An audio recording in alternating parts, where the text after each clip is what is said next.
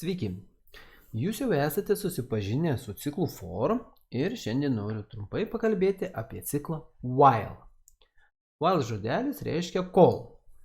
Na ir pats ciklas while atrodo štai taip. While sąlyga, o štai šitoje vietoje yra veiksmai. Struktūra panaši, tarkim, į ifo arba foro, tik tai jis turi daugiau parametrų. Na, o ciklas while veikia tol, kol sąlyga yra tenkinama. Paimkim patį paprasčiausią kokį nors veiksmą. Tarkim, aš išspausdinsiu žvaigždutę. O kokia dabar bus sąlyga? Sąlyga gali būti labai įvairi ir sąlygos atsakymas gali būti tiesa arba melas. Tai sakykim taip, ką kompiuteriui simbolizuoja tiesa ir ką simbolizuoja melas. Melas tai būtų, tarkim, 0. Įvedu 0, paleidžiu programą ir programa, kaip matot, iš viso nieko nepadarė. Nes, sako, 0 yra melas ir ciklas iš viso nesitęsia. Dabar įvedu vienetą. Vienetas reiškia, kad ciklas ne tai, kad suksis vieną kartą, bet vienetas reiškia tiesą. Ir dabar paleidžiu programą ir turit matyti labai daug nesibaigiančių žvaigždučių. O kodėl? Todėl, kad ciklas yra amžinas, nes yra tiesa. Ir to žvaigždutis eina pastoviai.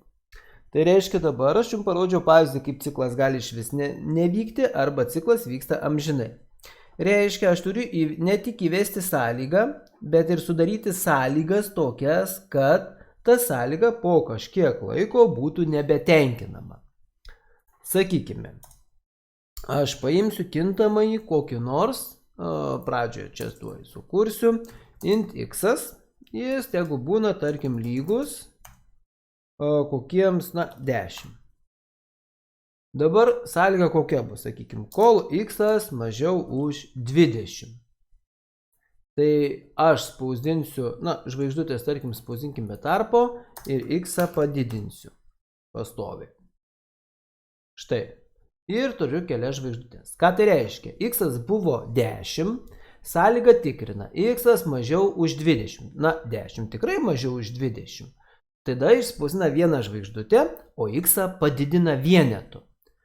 Ir toliau vėl tikrina, ar x padidintas vienetu, kas yra 11, yra mažiau už 20. Ir vėl galima spausdinti žvaigždutę. Kad būtų aiškiau, aš galiu spausdinti ne žvaigždutę, o galiu išspausdinti, pavyzdžiui, x su tarpu. Išspausdinu x su tarpu ir, kaip matote, skaičiai yra nuo 10 iki 19. Nes 20 jau neįeina, todėl kad x turi būti mažiau už 20. Tai su šituo ciklu taip ir galima atlikti įvairius veiksmus. Na, o aš jums ruošiuosi parodyti vieną praktinį uždavinį, kuriame šitą ciklą ir panaudosiu. Bet visą tai padarysiu kitame video filmuke.